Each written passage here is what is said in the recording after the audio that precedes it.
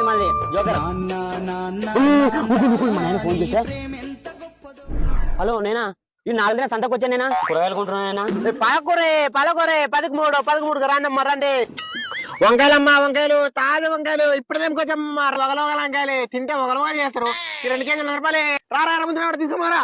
టమాటాలమ్మా టమాటాలే 103 కేజీలే ఎర్ర నేను గెలాడతామా తింటే నన్నే పంచాలమ్మా. టమాటా మునక్కాయలే 10